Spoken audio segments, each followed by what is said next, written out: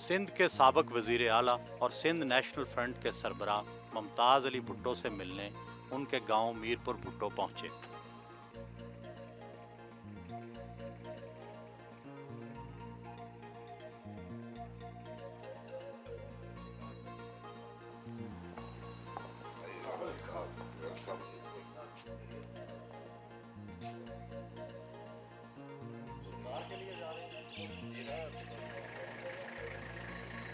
वो सुबह सुबह तैयार होकर शिकार के लिए रवाना हो रहे थे।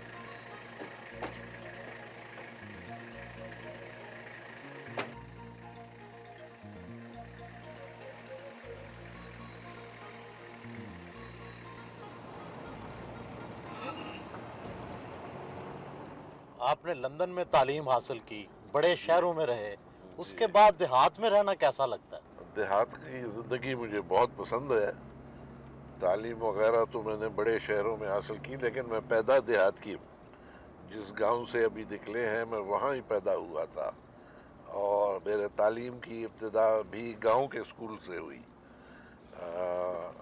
और उसके अलावा क्योंकि हमारी ब्रेड एंड बटर जो है वो देहातों में है, तो मैं बहुत और फिर यहाँ देहातों का शुगल शिकार वगैरह ऐसी बातें, वो भी मुझे शौक है। उनकी शिकारगाह में पहुंचे, जिसके एक तरफ जंगल, दूसरी तरफ खेत और दरमियान में शिकार के लिए खुला मैदान था।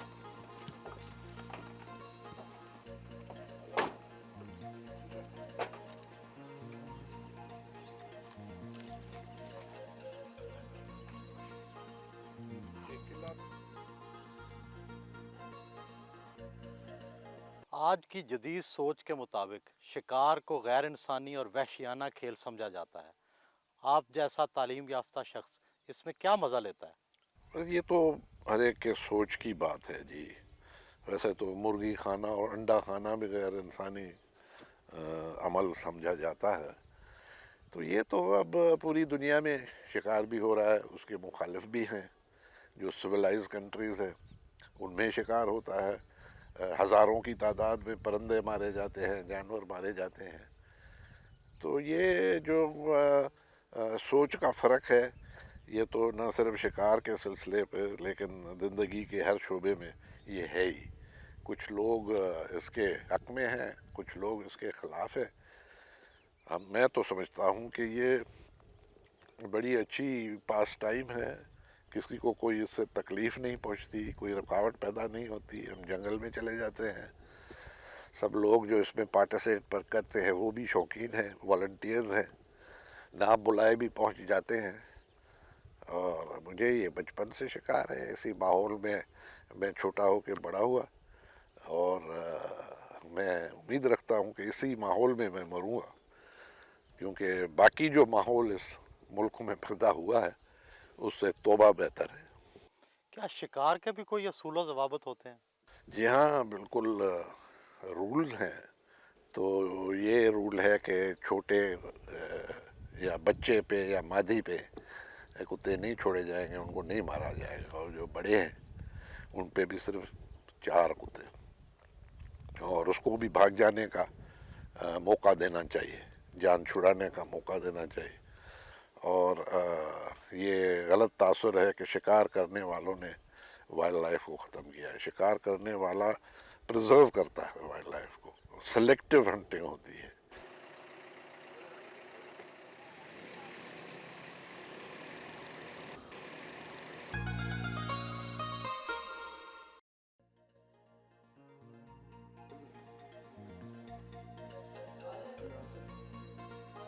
ज़री ज़मीनों में वाक़े फार्म हाउस मंजिलगाह पहुंचे।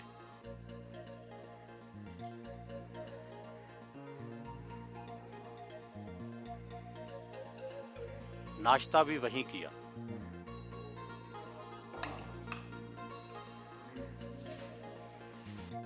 70 साल उम्र होने के बावजूद आप अभी तक पूरी तरह चाको चौबंद हैं। क्या आप अपनी खुराक में कोई ख़ास किस्म की चीज़ें इस्तेमाल करते हैं? नहीं, कोई ख़ास चीज़ तो नहीं, बल्कि मैं बहुत हल्का और चिकनाई से पाक खाने खाने की कोशिश करता हूँ। उसमें ज्वार की रोटी शामिल है, जिसकी खसूसियत ये है कि उसमें कोई खसूसियत नहीं, वो सिर्फ फाइबर है।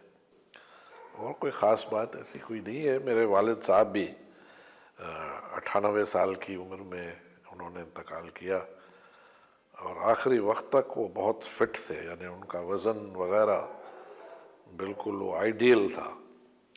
तो नस्ल का भी फ़र्क पड़ता है। पसंदीदा डिश कौन सी है? पसंदीदा हमारे यहाँ एक मुर्गी पकती है मसालों के साथ और अंगारों पे, वो हमारी स्टेपल डाइट है। और मेरे ख़ानदान में दाल को बहुत पसंद करते हैं सब। और हमारे यहाँ जो दाल बनती है वो कहते हैं ऐसी है कि मुर्दा खाए तो ज़िंदा हो जाए।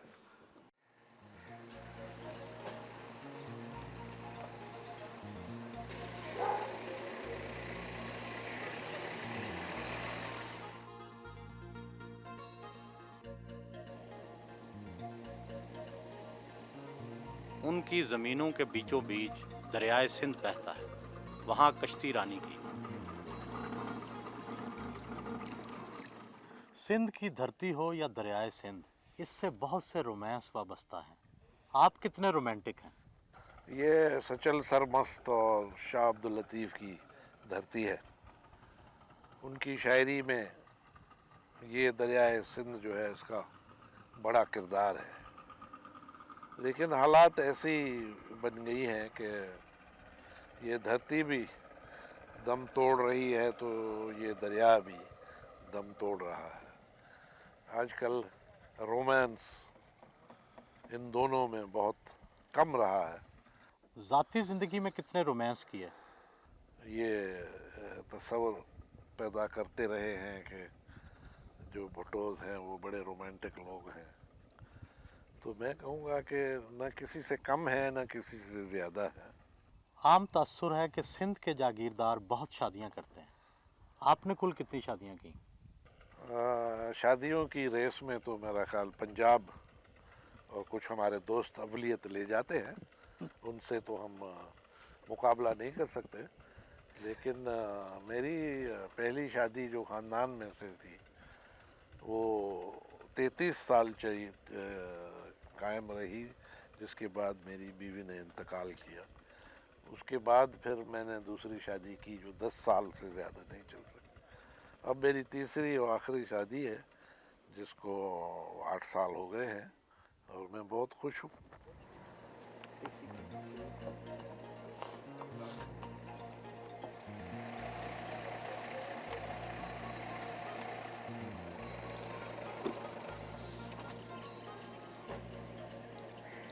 गड़ी खुदा बख्श पहुंचे।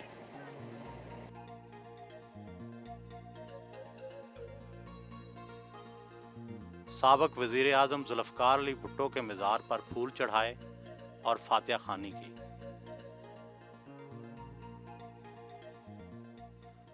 आपने अपने सियासी कैरियर का आगाज़ जुल्फ़िकार अली भुट्टो के साथ किया। बाद में आपके पीपल्स पार्टी के साथ इख्तलाफात भी हुए। अब इतने साल गुजरने के बाद आप जुल्फ़िकार अली भुट्टो की शख्सियत के मुस्बत और मनफी पहलू कौन से देखते हैं? वो एक बहुत बड़ी बैनुल अक़वामी लेवल की शख्सियत थी। उस जैसे लोग सदियों में पैदा होते हैं। वो अपने वक्त का दुनिया का टॉप लीडर था और इस वक्त हमें उसके दर्जे या कैलिबर का आदमी दुनिया में कहीं नज़र नहीं आ रहा। वो मेरा उस्ताद था। मैंने सब कुछ उससे सीखा और उससे बेहतर उस्ताद मुझे यकीन है कि दुनिया में मुझे नहीं मिल सकता था। पाकिस्तान की तारीख़ में कोई भी वक्त सुनहरी अल्फाजों में लिखा गया तो वो जुल्फ़िकार भुट्टो का। लेकिन फिर اس کی کوئی قسمت ایسی تھی، کچھ غلطیاں بھی ہوئیں، کچھ کمزوریاں بھی تھی، جس کی وجہ سے اس کے لیے بہت مشکل وقت آ گیا اور اس کو بڑی قیمت ادا کرنی پڑی. لیکن یہ بات اب واضح ہو چکی ہے کہ جب تک یہ ملک ہے اور اس ملک میں سیاست ہے تو ذوالفقار بھٹو کا نام چٹانوں پہ نظر آئے گا، آسمان پہ لکھا ہوا نظر آئے گا. کیا یہ تاثر درست ہے کہ ذوالفقار علی بھٹو کے جیل کے دنوں میں آپ نے انہیں چھوڑ کر بے وفائی کی تھی؟ بالکل غلط ہے. جیل کے دنوں میں ہم ان کے ساتھ رہے. آخری وقت میں میرے سوا اور کوئی نہیں تھا جیل کے دروازے پہ، میں اکیلا تھا. حالانکہ پورا عرصہ میں بھی جیل میں رہا اور ان کے قتل سے صرف 20 دن پہلے میں جیل سے نکلا تھا اور سیدھا راولپنڈی ڈسٹرکٹ جیل پہنچا اور دروازے پہ موجود رہا. اس کے بعد بھی ہم 9 سال پیپلز پارٹی میں رہے، بے نظیر کے ساتھ رہے اور اکثر عرصہ جیلوں میں گزارا. اور جب ہم نے دیکھا کہ پیپلز پارٹی صرف اقتدار کی سیاست کرے گی تو تب ہمارے راستے الگ ہوئے، ورنہ ہم آج بھی بھٹو شہید کے نقش قدم پہ چل رہے ہیں.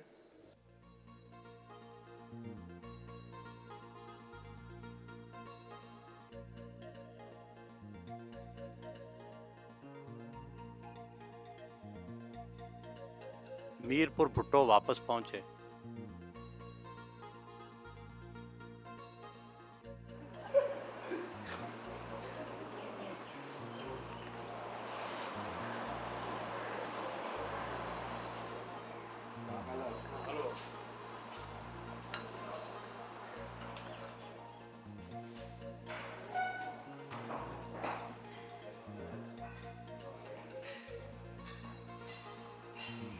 دوپہر کا کھانا کھایا.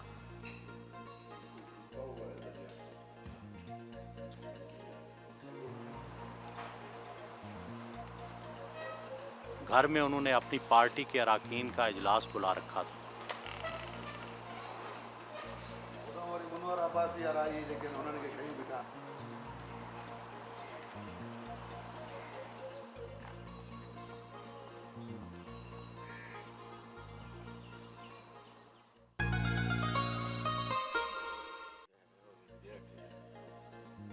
انہوں نے گھر کے اندر ہرن بھی پال رکھے ہیں.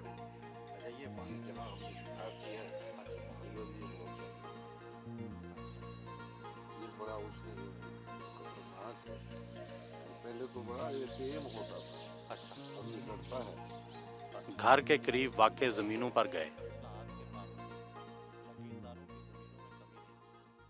کئی حلقوں میں یہ تاثر ہے کہ سندھ اور پنجاب کے جاگیرداروں کی زمین زرعی اصلاحات کے باوجود کم نہیں ہوئی. آپ کی زمین کتنی ہے؟ ہماری زمین تو بہت زیادہ تھی، کوئی 65,000 ایکڑ کے قریب پوری فیملی کی. لیکن جو ایوب خان کے زرعی اصلاحات تھے 58-59 کے، اس میں ہماری 40,000 ایکڑ زمین سرنڈر ہوئی ہے. اب ہمارے پاس تو کوئی 5-6 ہزار ایکڑ زمین ہے.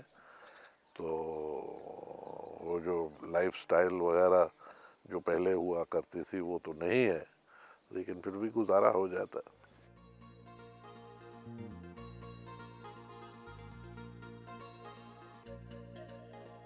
کہاں سندھ کے دور افتادہ گاؤں میں رہنے والا جاگیردار اور کہاں کتابوں کا شوق، یہ تو بڑا تضاد ہے. نہیں، ان لوگوں کو قسم قسم کے شوق ہوتے ہیں. میری یہ خوش قسمتی ہے کہ مجھے صرف شکار اور کتابوں کا ہی شوق ہے. کس قسم کی کتابیں زیادہ شوق سے پڑھتے ہیں؟ میں زیادہ history, politics, political philosophy, current events میں زیادہ شوق رکھتا ہوں، لیکن فکشن بھی میں پڑھتا ہوں.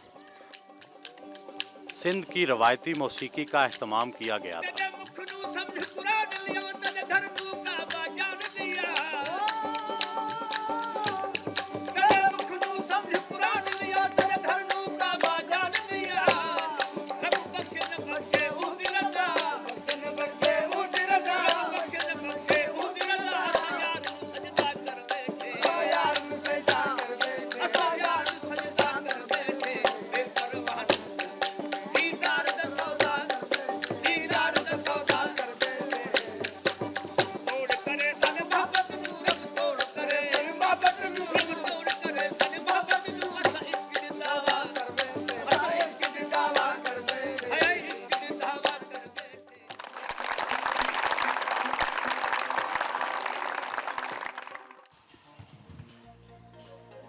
ان کے ڈرائنگ روم میں آباء و اجداد کی تصویریں لگی ہوئی ہیں۔ رات کے کھانے کا پرتکلف انتظام تھا۔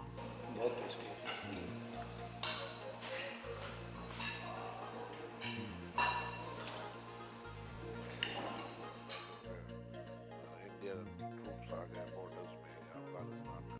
آج کل آپ ہر وقت محافظوں کو ساتھ رکھتے ہیں، آپ کو کس سے خطرہ ہے؟ یہ آج کل کی بات نہیں ہے، یہ یہاں کی زندگی کا طریقہ ہے، یہاں کی ثقافت اور رسم و رواج کا حصہ ہے۔ لیکن اب تو یہ ضرورت بن گئی ہے، اس کے بغیر تو کوئی دیہاتوں میں چل نہیں سکتا۔ کسی کی لائف کہیں بھی سیکیور نہیں ہے۔ سندھ میں لا اینڈ آرڈر کا جو پروگرام ہے اس نے گورنمنٹ کو ڈیفیٹ کیا ہوا ہے۔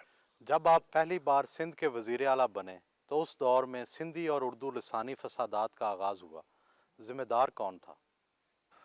ذمہ دار وہ لوگ تھے جنہوں نے فسادات کیے، اور خواہ مخواہ ایک طے شدہ بات پہ جو انگریزوں کے وقت سے طے تھی کہ سندھ کی جو سرکاری آفیشیل لینگویج ہوگی وہ سندھی ہوگی، وہ پہلے ہی یہ لسانی جو یہ ہنگامے ہوئے یا بل پاس ہوا اس سے پہلے ہی وہ کورٹوں میں، گورنمنٹ آفیسز میں استعمال ہوتی تھی۔ ریونیو ریکارڈ جو تھے وہ آج تک سندھی میں ہیں۔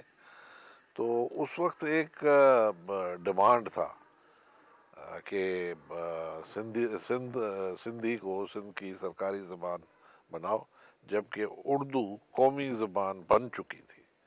آپ کے حامی آپ کو ڈہی سر یعنی 10 سروں والا کہتے ہیں۔ آپ نے کون سا ایسا کارنامہ سر انجام دیا جس کی وجہ سے یہ خطاب ملا؟ یہ تو مجموعی طور پہ جو 2-2.5 سال میں نے سندھ پہ چیف ایگزیکٹو کی حیثیت سے فرائض انجام دیے اس کا نتیجہ ہے۔ لیکن خصوصاً ایک اسمبلی میں نے بات کی تھی، یہی لینگویج بل کے پاس ہونے کے بعد، کہ ایک کوئی اس وقت کی جو مسلم لیگ تھی اس کا کوئی ممبر تھا حیدرآباد کا، اسے وہ عثمان کینیڈی کہتے تھے، تو اس نے اس کا کوئی بیان آیا تھا اخبار میں کہ ہم اس کو زندہ نہیں چھوڑیں گے۔ بعد میں اس نے انکار کیا کہ میں نے یہ بیان نہیں دیا ہے، لیکن اس وقت اسی دن یہ بیان آیا تھا۔ تو میں نے جواباً اسمبلی میں تقریر کے دوران یہ کہا تھا کہ میں نے جو کچھ کر رہا ہوں میں سندھ کے بھلے کے لیے کر رہا ہوں، اور اس میں اگر ایک سر ہے وہ چلا جائے تو کیا بات ہے، 10 سر ہوتے تو وہ بھی میں قربان کر دیتا۔ تو دوسرے دن پھر اخباروں میں یہ سرخیاں لگی ڈہے سر کی۔ تو مجھے بڑا فخر ہے اس بات کے۔ سیاست کے آغاز میں آپ پاکستان پیپلز پارٹی کے پلیٹ فارم سے قومی سیاست کرتے رہے، پھر آپ نے سندھی بلوچ پشتون سیاست کی، اب آپ سندھی سیاست تک محدود ہو گئے ہیں، تو یہ آپ کا دائرہ کار گھٹتا جا رہا ہے۔ نہیں، گھٹتا نہیں جا رہا، یہ حقیقت پسندی پہ مبنی ہے۔ یہاں کوئی مانے نہ مانے وہ وفاقی سیاست نہیں چل سکی، وہ فیل گئی ہے۔ آج جو ملک کی صورتحال ہے اس کی ذمہ دار وفاق ہے۔ یہ ملک کثیر القومی ملک ہے، کوئی مانے نہ مانے یہاں مختلف قومیں ہیں جنہوں نے اپنی زمین دی، اپنے اختیارات دیے، اپنے لوگ دیے، اپنی اکانومی دی، اور مل کر ایک ملک بنایا۔ لیکن انہوں نے اس لیے نہیں بنایا کہ انگریزوں کی غلامی سے آزاد ہو کر وہ پاکستان میں آ کر کسی لوکل انگریز کا وہ غلام بن جائیں گے۔ تو اب وہ 56 سال کے تلخ تجربے کے بعد اب یہ بات نہیں چلتی، ہر ایک کو اپنے علاقے کی بات کرنی پڑتی ہے۔ پنجاب کے اکثر لوگ سمجھتے ہیں کہ کالا باغ ڈیم ان کے مفاد میں ہے، آپ اس کے مخالف کیوں ہیں؟ اب مخالف اس لیے ہیں کہ سندھ برباد اور تباہ ہو جائے گا۔ پنجاب کا تو اس میں مفاد ہو سکتا ہے، لیکن سندھ کی بربادی اور تباہی سے پاکستان کا नुकसान होता है, क्योंकि पाकिस्तान आज भी सिंध के खजाने पे चल रहा है। 75-76% जो वफाक और मुल्क की इनकम है वो सिंध से वसूल होती है। अगर सिंध तबाह हो गया तो पाकिस्तान कैसे चल सकता है? 80 की दिहाई में आप 1973 के आइन को ना मानने की बात करते थे, लेकिन 1996 में बतौर निगरान वजीर आला आपने उसी आइन के तहत हल्फ उठा लिया। ये तो सरासर मसलियत थी। सियासत में मसलिहत पसंदी तो यहाँ का मामूल बना हुआ है। आजकल की के जो हुक्मरान हैं और वो जो अपोजिशन है वो कौन सी आइन के पाबंद हैं? मैंने कौन सा कसूर किया अगर मैं असेंबली में गवर्नमेंट में उस वक्त शामिल हुआ?